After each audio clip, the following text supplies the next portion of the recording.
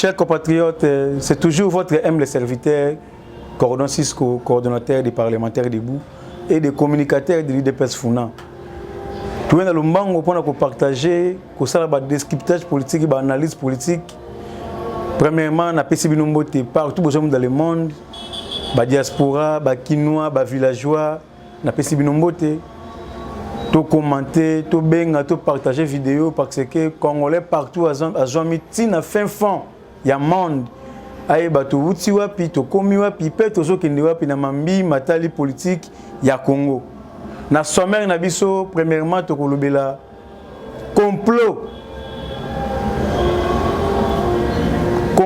ya bato ba se comploter contre la République démocratique du Congo pour na ko créer insécurité. Et puis pour que vous ayez un coup d'État, soit disant opposants, soit disant patriotes, tandis qu'avant les patriotes congolais, vous avez un véritable Congolais de père et de mère. Et puis vous avez silence. Il y a M. Kabila. Depuis à la remise et reprise, silence au CNC contre la République.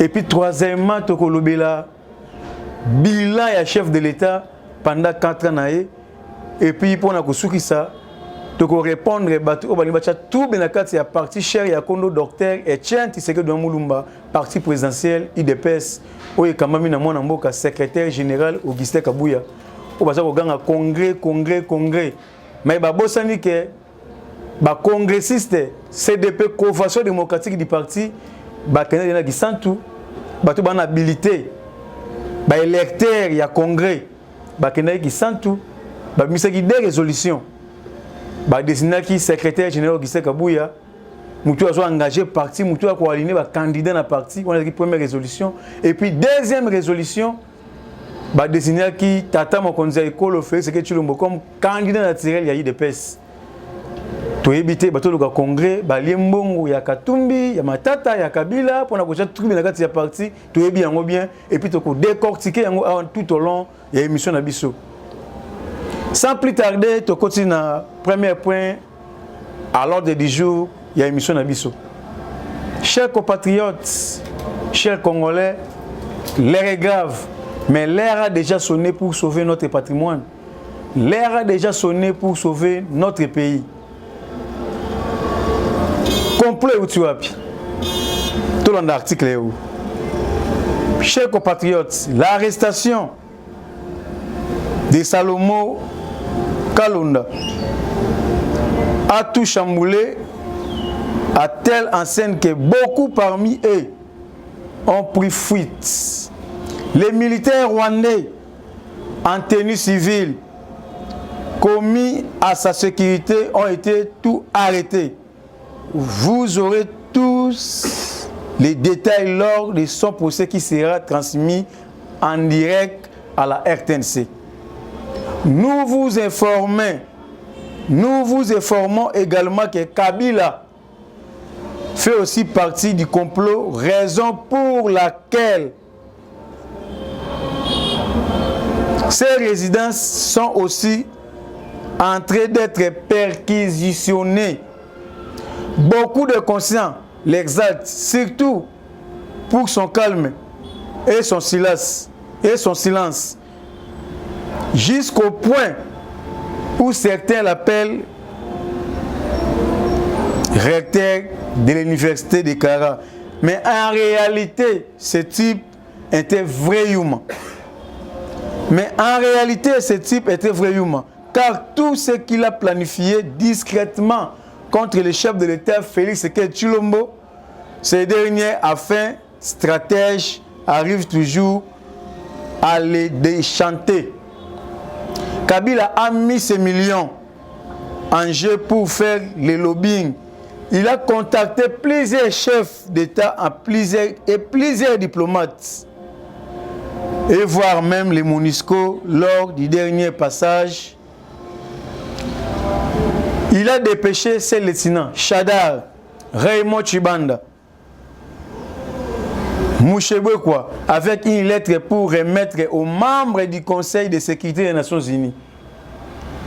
Les motifs de sa démarche c'était de communiquer au niveau du Conseil de sécurité des Nations Unies où se prennent des décisions, surtout pour les pays du monde, que son successeur a failli à sa mission.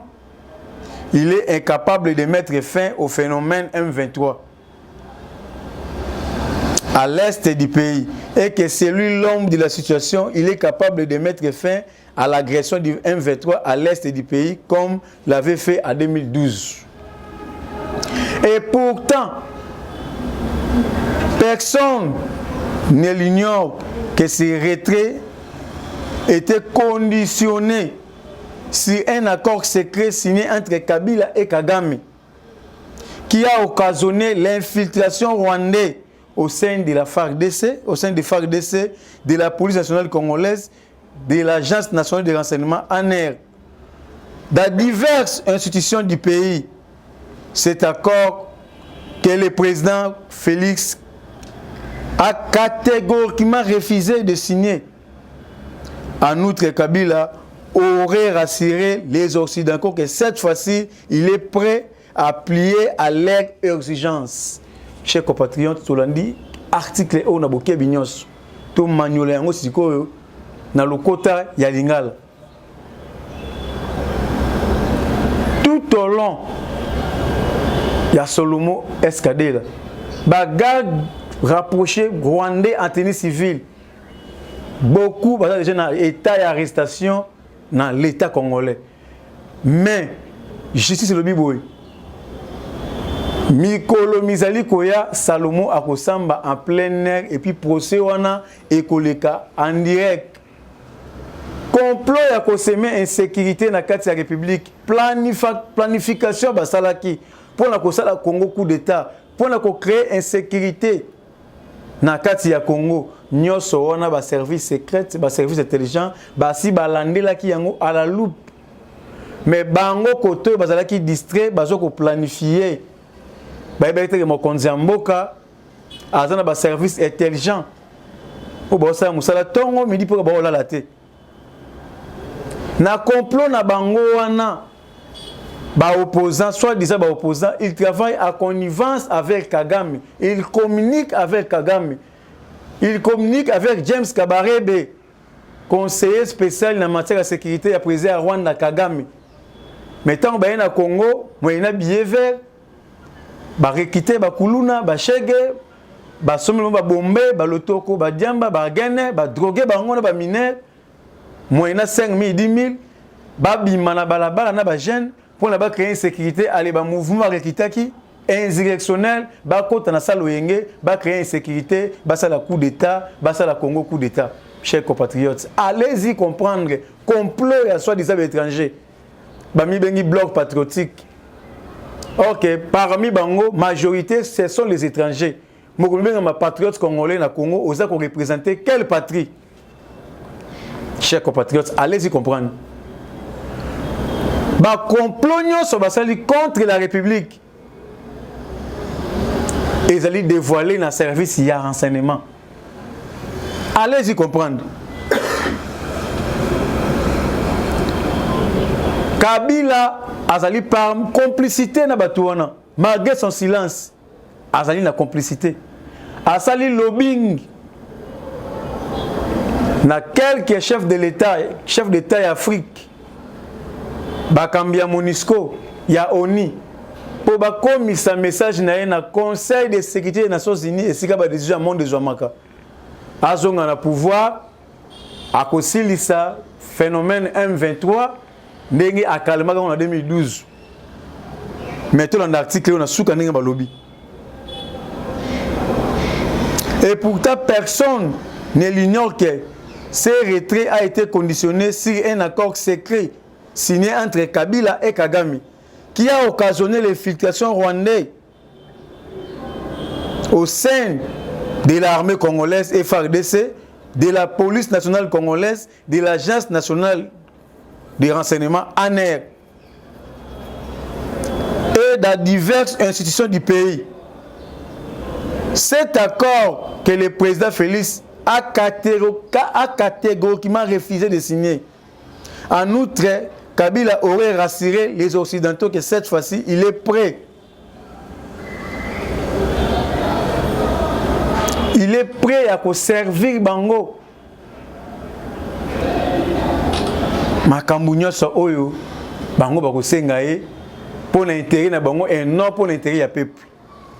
Chers compatriotes, tata mokonzi mboka tanga zu pouvoir na mboka oyo akuti plus de 197 groupes rebelles terroristes na niveau ya est na remise et reprise ba PCA totiki 190 groupes rebelles na ba terroristes. Mais tant a lancé et loko oyo tobengaki réception, démobilisation. Tout le monde, quelques groupes armés, ont déposé Minduki. Bimi Nazamba, ont déposé Minduki. Batiki rébellion. Et puis, la révélation, pendant 18 ans, depuis l'insécurité côté dans l'Est, à travers moi, dans Mboka Félix Chilombo, tu es comme ça.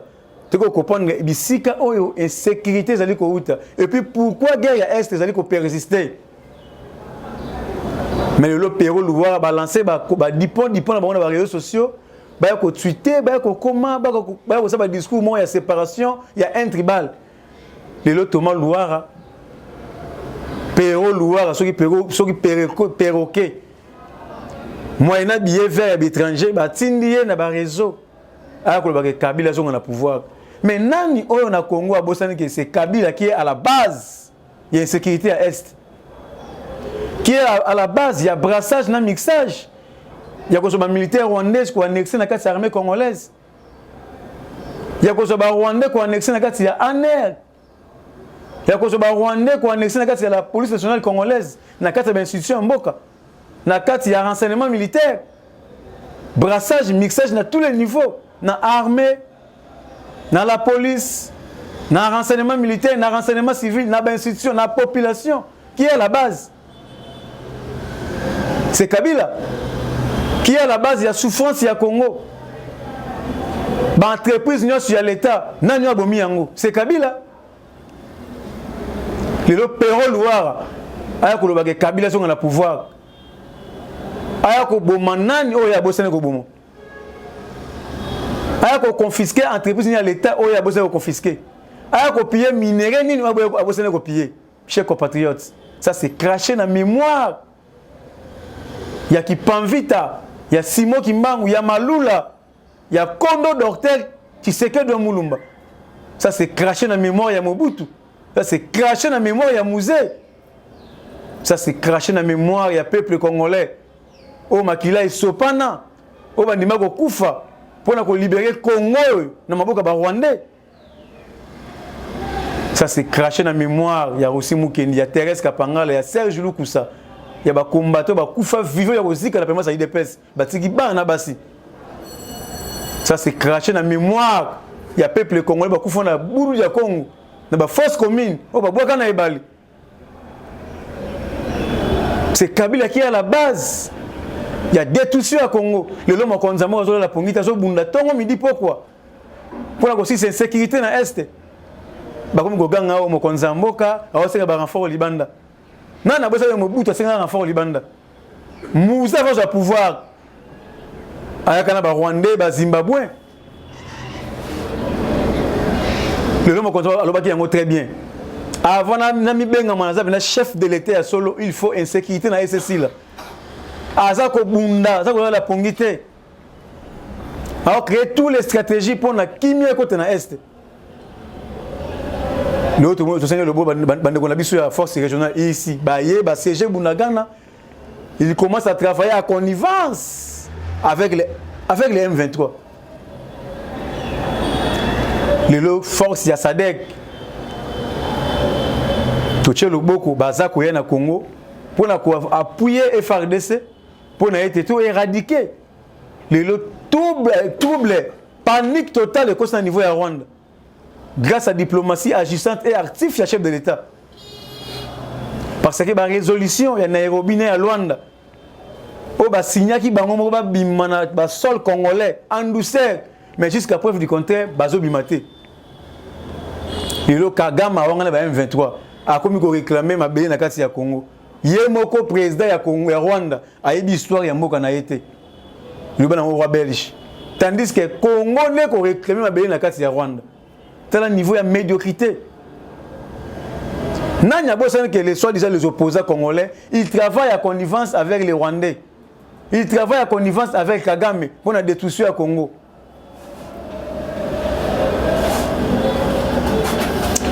Katumbi travaille à connivence avec Kagame. Assuré na balobi nyons tout. Ba accord oyo ba signé ki Kabila na Kagame ya ko pesa e ba gisement minier. Ya ko pesa e espace za occuper na ba 23 ba to raminerie ke na Rwanda. Kagame ma premier pays à production ya coltan ya diamant. Tongi ba izini ya raffinerie ya or ya coltan na Rwanda. Tandis que bazana yango te. Lokola mokonzi mboka abroja ba accord wana aboyi ko revisiter yango.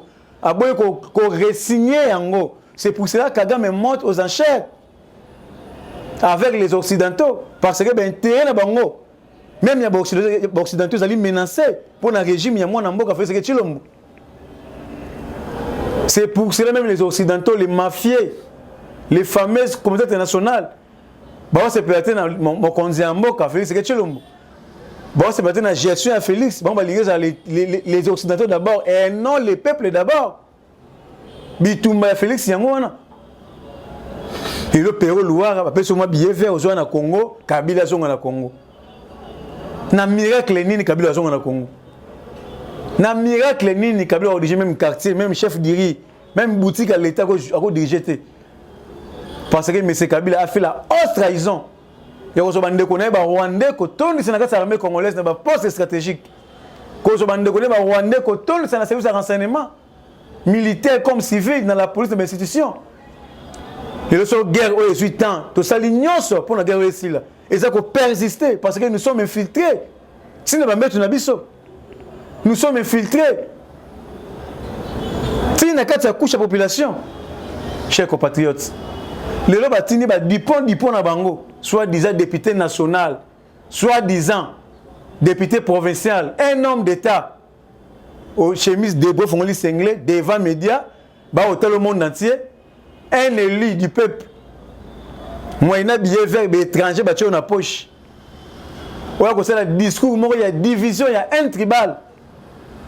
Chers compatriotes, IDPS 37 ans d'élite. Totika ko bundisa tribu ya Mobutu te, totika ko bundisa tribu ya Kabila te. To bundisi mes gestion. Na mauvais système ya Mobutu ne ya Kabila un autre tribu na bango parce que Mobutu zali muta Équateur na kati ya IDPS ban Équateur bazali etuluku boko sabiso Kabila za Katange na kati ya IDPS ban na Katanga bazali etuluku lelo oyo saf o télé devant média o menacer ba Kassayen ba lubate mais mon loup est un véritable Congolais. Bah étranger bah CG Mboko pendant 18 ans, bah infiltré biso. Discours nous c'est pour nous attaquer bango. Botika ko bundisa tribu ya mokonzi mboka. Boza comment est-ce que vous bundisa parce que bilan à chef est largement positif. Bilan mokonzi mboka est largement positif. Et ce qu'on attaquer les alités, améliorer les conditions de vie à peuple congolais, à mécaniser les enseignants, les fonctionnaires. Bah veuve militaire a agi on a salaire à 30 000 bah comme un salaire à 300 000 a mécanisé plus de 50 000 fonctionnaires à l'État a augmenté le salaire à fonctionnaires les seuls présidents de la République a triplé le salaire à fonctionnaires. Ok depuis Congo président mon côté a doublé même le salaire à fonctionnaires mais le chef de l'État a triplé le salaire à enseignants et à médecins et à fonctionnaires et puis il a mécanisé bango. Tous les nzela ko conseil bana 5 chantiers ma konzambo ka tongi yango béton na béton l'autre moni usine il y a fabrication il y a Mercedes à na Congo où est-ce que ça la maté depuis l'histoire ya Congo l'autre moni a tongi usine il y a eau potable na lemba yimbu pour servir plus de milliers de Congolais ma ya komela eau potable et tika ko ça la maté le lo apesi betidia trans academia kota ipe nga réflexion ngo wifi ofele kota inikin. Chers compatriotes, kende na Katanga, na Lualaba, na Bandundu, na Équateur, na Kassai, na Congo central, na Kisangani, na toutes les provinces. T'as le projet à 145 territoires nous développés. T'as le projet à 100 jours, n'a tongi banzela, a tongi bo hôpitaux modernes, ba école moderne, na ba camp. Baza comme on a bilan, il y a chef, ils sont largement positif, et c'est qu'on attaque exacté, bah comme ko bundisa tribu naé. Tandis que moi na mboka fait c'est que tu le chef de l'État, azali congolais de père et de mère. Bah toi ba otin dabino moyena billet vert. Bah ça ba nationalité douteuse, mais bah ça ba étranger, chers compatriotes. Politique ben nango pona ko diviser biso, autre bengi politique il y a divisé pour mieux régner. Divisé pour mieux régner. Batu ya basa bazo mériter arrestation na condamnation à mort. To vanda ki na Congo bande ko so bateki na bayaka bafanda ka calme, bafanda tamulai. Basona kate, baliana ka babana ka. Baluba na bayaka baliana babana ka, ba Congo na baswahili to balana ka. Bangala na bayaka na baluba Bangala na ba Congo na ba Swahili bito mesana ko lia ko balana to kola to na bikolo te boye ko to bolier mais système ya tribalisme et où tu vois c'est pour vous dire que batuana soit disant ba opposant bazan na politique ya Kagame, c'est Kagame qui dirige l'opposition congolaise bokene boche bango discours ya séparation pour tous les moyens à kokota to se mettre tout dans Congo tous les moyens à diriger bango ya kokonza bango ya piller bango ya koboma bango t'as la distraction moyen à billet vers l'étranger un homme d'état un élu du peuple bato bazo mériter na sengi na peuple congolais bato aboye bazo mériter même la campagne il faut ko bengana bango bazana discours moi côté expliquer peuple congolais. Et les politiques qui est divisé pour mieux régner. Un homme d'État, un élu du peuple, chemise débraillée. Et pour Missi ça. Directeur du cabinet chef de l'État, Guilain Nyembo, Katangé. Chef d'état-major général, Kissa Chiwewe, Katangé. Premier ministre et chef de l'État, Katangé. Président Sénat Bassou Lukwebo, Mouta Bukavu. Ministre de la Défense Jean-Pierre Bemba, Mouta Équateur. Ministre de l'Économie Vital Kamerhe, Mouta Est. Chers compatriotes, allez-y comprendre. Directeur protocole chef de l'État, Bob Ekombe, moi na Équateur Mambenga.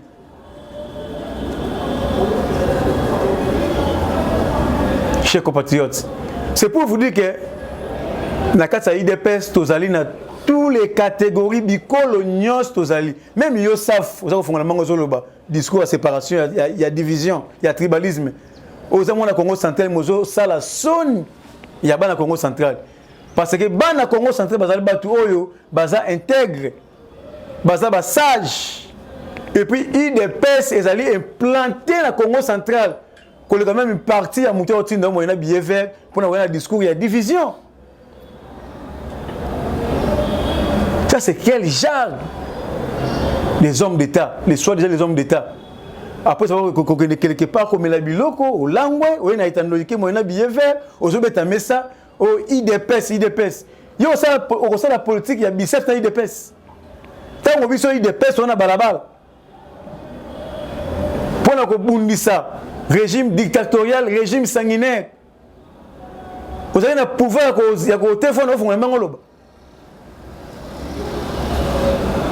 Politique, il y a des biceps, il y a des IDPS au côté. Parce que Kolo Balabala, il y a IDPS.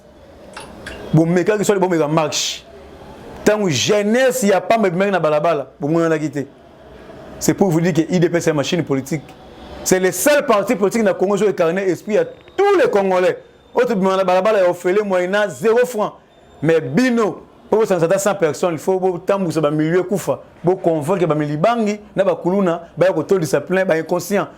Mais bato ba na conscience, ba véritable patriote congolais. Ba kolanda bino te parce que la vie politique, la politique, il y a désordre. La politique, il y a division, il y a haine. et la politique, il y a Kagame. Katumbi a siré bango na balobingi na ye.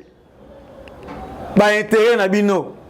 Ceux qui n'ont eu pouvoir, les Occidentaux, et vous allez respecter à 100%. Intérêt na yo Kagame, et vous allez respecter à 100% ndenge to sala na Kabila pendant 18 ans. Basala lobbying, basala makonzamboka coup d'état. Pour na été un étranger au sommet de l'État. L'air est grave. Et on a lancé appel au peuple congolais, partout dans le monde. Bas Kinois, bas villageois, bas diaspora. Kondo Mobutu, malgré ma benaïe, mais à Téabiso, unité nationale. Kondo docteur Etienne Tshisekedi Ouamulumba de res mémoire. À Téabiso, unité nationale. Alors, bagambo keza kokufa pona kozanga bolingo ya Congo. Na kozanga bolingo ya ba Congolais tolingana bali biso politique ya division pona ba Rwandais ba jouer occupation ya Congo tolingana biloko IDPS to bundisaki à travers Kondo docteur Tchesone Mulumba biloko Mobutu bundisaki l'autre mona ba dipon ko bazali manipuler moyena billet vert na étranger bazo ko créer biso discours ya tribalisme pona ete ba pesa Kagame na étranger passoir ya ko piller Congo. Il y a Boma Congo, il y a Boma Congolais, il y a balkanisation. Assurer bango, ce qui a pouvoir à balkaniser Congo. Plan au Kabila Meka, Koka qui biso de peste bimina balabala pour empêcher. Le nom Konzambo a piqué malgré ba financer ba armes butu. Malgré armées qui infiltré pendant 18 ans, mon Konzambo a piqué le pas de question de balkanisation au Congo. Mais bango bandimi yango bazo pouvoir basa la Congo coup d'état va balkaniser Congo. Chers compatriotes, allez-y comprendre. Chef de l'État Félix Sekedi déterminé. Na sengi na peuple congolais partout dans le monde, na unité nationale, na cohésion nationale. C'est prévu dans sa constitution. Unité nationale, la cohésion nationale. Na bo panzani to kolonga te na bo moko to kolongwa. To kolonga na bo moko. Prévané ce que je combo, bah pesi muto bah paquet à bouka yango dans l'ensemble, bah maniner ensemble, au bouka na te. Mais à toi si mon bébé à 2 ans, pesi mbanzi moko, azo misa moko azo bouka nyos ko sila ko bouka. C'est pour cela bah les gens qui en ordre de disperser, muluba epai, muyaka epai, mukongo epai, muswahili epai, mungala epai. Tous na makila moko, eza makila ba congolais, ngala mukongo, muswahili, muluba beto na beto. Congo eza ya Congo e kotika la ya ba congolais. Ancêtre na biso ateya biso unité nationale et non division. Bateya biso cohésion nationale, unité nationale et non division. C'est une infraction grave. Il y a une haine, un discours, il y a un tribal, il y a division. Bateau va mériter même peine de mort, même pendaison en public. Tout le monde a RTNC procès à Salomon Ngoleka. Beaucoup comprendre, chers compatriotes. Allez-y comprendre.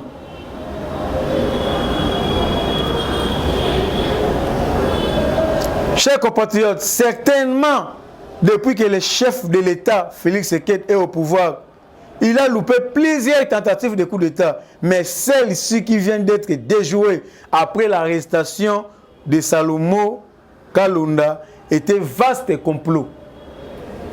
Pendant que les robots communicants pro-opposition veulent détourner l'attention des naïfs en faisant croire que ces coups d'État déjoués étaient du théâtre monté de toutes pièces par le régime Tshisekedi. Mais laissez-moi vous dire que cette fois-ci, nous aurions assisté à un événement tragique. Cependant, au regard de tout, on peut affirmer que Félix Sekedi est un envoyé de Dieu pour notre pays. Il est certainement couvert d'une protection divine. Tout était déjà bien planifié. Katumbi a déjà informé à ses pairs sur ce complot. Raison pour laquelle il avait tout accepté son invitation à Lubumbashi. Dans les jours où on a arrêté Kalunda, c'est le jour où le coup d'État devrait avoir lieu. Lui et son mentor Katumbi s'est précipité de rentrer Voici quelques détails. Les juges ont décidé que le procès Kalonda soit transmis en direct à la RTNC afin de permettre à toutes les couches de la population de connaître la vérité et barrer la route à toute campagne de victimisation. Le pays était déjà infiltré par les milices rwandais à partir du Congo-Brazzaville, de l'Angola, le Congo central, à travers Kinshasa.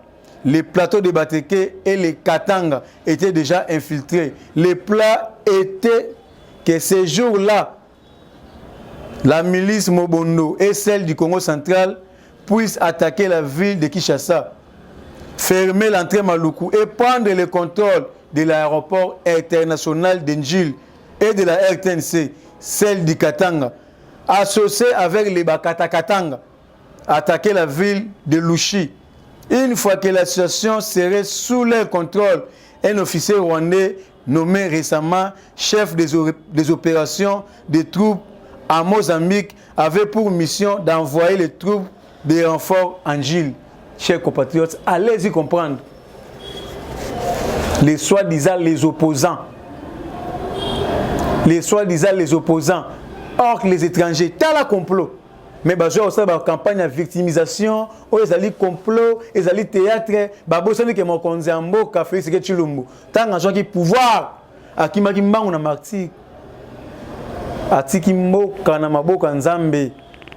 Alobi nzambe, zo ebongo na ngai dirige Congo kati na ngai. Limbisa masumu et ba prédécesseur na ngai.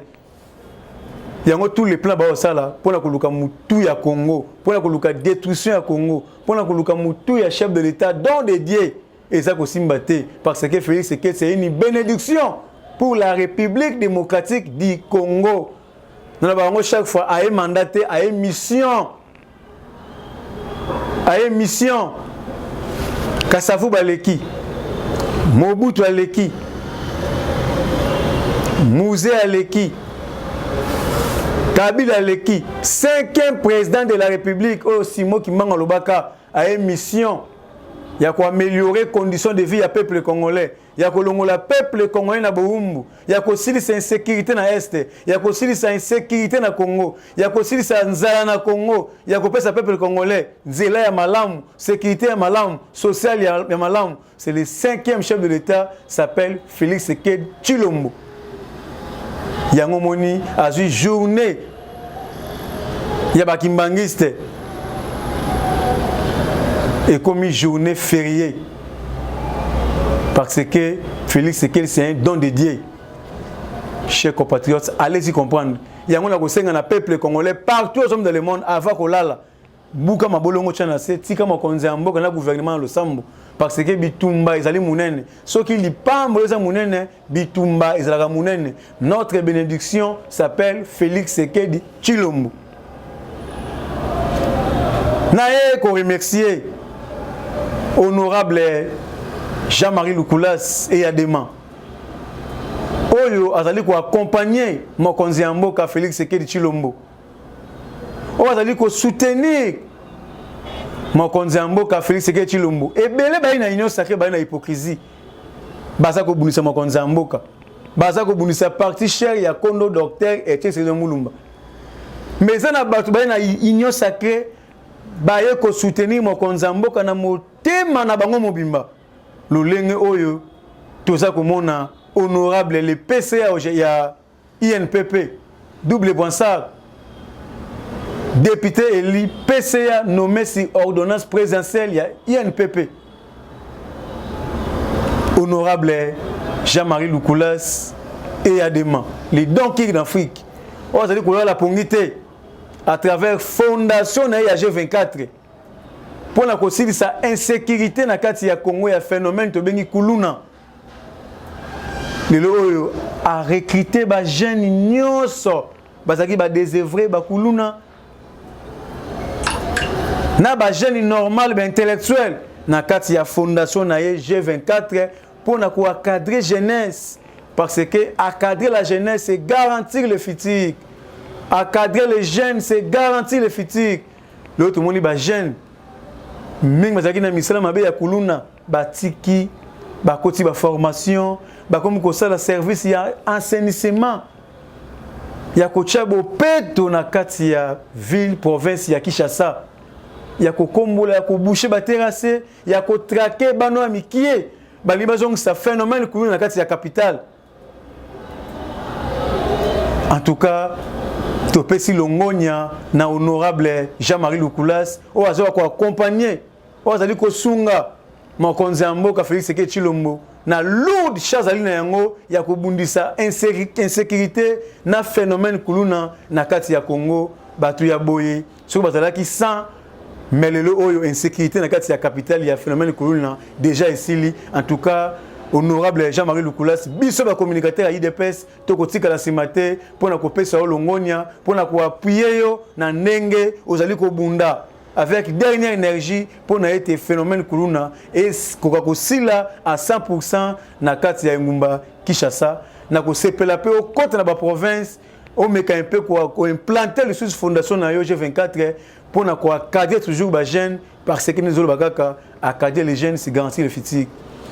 Nena le mango pona ko meka un peu ko recadrer bato balé mbongo ya baka divers à IDPS pona ko ganga congrès. On vient pas en politique avec les émotions. En politique, il faut avoir les nerfs solides. Congrès et ko sala makombe de fonaka sa IDPS. Yo zo ganga congrès, ozana ni mandat, ni pouvoir, ni habilité, même ya ko siéger na kati ya congrès, même ya ko convoquer congrès. Bato ozana habilité, ba na pouvoir wana. Convention démocratique du parti, autre bengi CDP. Ba député, ba ministre, ba mandataire, ba fédéraux, président de la fédération, président de la Ligue des jeunes, président de la Ligue des femmes. Bato bana pouvoir convoquer congrès. Ba kendaki qui sente. Ba misi des résolutions. Première résolution. Ba désigner Tata Mokonza Ekolo Félix Tshisekedi Tshilombo comme candidat naturel à IDPS. Deuxième résolution. Ba pesi le secrétaire général Augustin Kabouya plein pouvoir ya ko engager parti état que secrétaire général. Plein pouvoir ya ko aligner ba candidat à IDPS. Tout le monde qui sait que qui wana kati ya qui sente parce que bazali membre o ba ko siéger na kati ya congrès. Ba électeur ya congrès bango wana ba pesi mona mboka secrétaire général Augustin Kabouya plein pouvoir ya ko engager parti ya ko aligner ya ko désigner pe ko aligner ba candidat na élection o ezali koya. Mais yo soko yengi lokwa sata luka job o sali ba cop na esimbité ba cas divers ba matata ba kabila ba katumbi ba récupérer ba fayolu moyena billet vert ke inde ko cha trouble na IDPS yeba yango ekosimba te. IDPS ezali sacré biso na IDPS congrès ezali te. Congrès ba congressiste déjà ba mise ba résolution à niveau ya kisantu point barre. Et puis tant bazongi ya Tata Mokonzi Ekolo ayambaki bango pona ba meka ko dîner ensemble. Azalaki iyo notre autorité de référence azalaki iyo. Mais yo zana ni pouvoir ni qualité ni mandat ya ko sa congrès ya ko siéger même na congrès wana. Mozo ganga congrès au pyramide renversée. Pyramide renversée ça désordre de terre. O la muke bon matin au milieu biloko na yo. Ou na etandoike au baptême na sima téléphone c'est le vidéo ou bien na réseau ou bien n'importe quoi à l'égard ya bakambi ya parti wana to ko permettre yango te to ko tika ko permettre yango te yango wana na sengi na tous les vrais de l'IDPS na tous les véritables tshisekedistes au bana ADN na Tshisekedi tout a toujours même moral tout ça na option moko avec le secrétaire général Augustin Kabouya, les mois la boute du chef, na exécutif na mobimana base à IDPS, to braquer mus na élection, to relire Mokonzi Mboka, to pesa une grande majorité écrasante. Bato bona discours ya congrès, basi ba liembongo ya ba cas divers, ba voisins, ba émission ya ko cha trouble na parti, ba émission ya ko semer désordre na parti.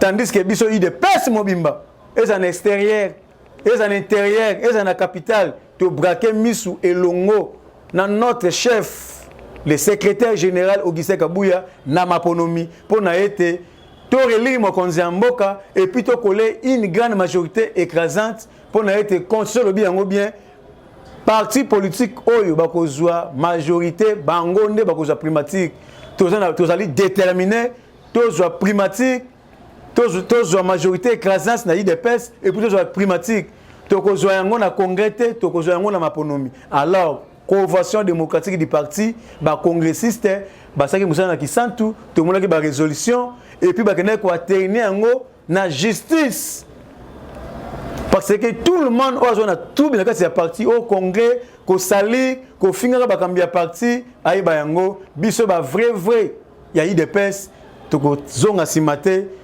total yo nengo meli biloko na yo moyena bief ba pesio o ya ko sali parti o to braquer mission élection d'ici biso to ko traduire yo na justice soko lingi congrès kende ko sa congrès na famille na yo o longola papa no chef de famille aussi noko na o chef de famille biso na UDPS le débat est déjà clos convention démocratique du parti basaki musana na yango j'espère que cher internet bana soit comme télévision pour comprendre les messages na eli susu na lombango pona koyebisa osasi o azali président syndicat na Onatra tika ko bundisa DG Lukusa yo déjà otengama ozali mutu ensemble pour le changement ya Katumbi wa Katumbiste tika ko bundisa DG Lukusa ya Onatra o améliorer conditions de vie ya baja Onatra. Mon Konzambo a désigné parce que Aïbike, c'est un technocrate, un bon gestionnaire. C'est pour cela que mon Konzambo a placé qui est à la tête de Onatra pour la Moussa, il y a quoi améliorer les conditions de vie à Baja Onatra, n'est améliorer, n'est améliorer, n'andenge. Azali ko futa ba arrière coûte oebe mutu na kolete. Mutu ya boye, azali mutu ya ko accompagner parce que ko accompagner vision à chef de l'État.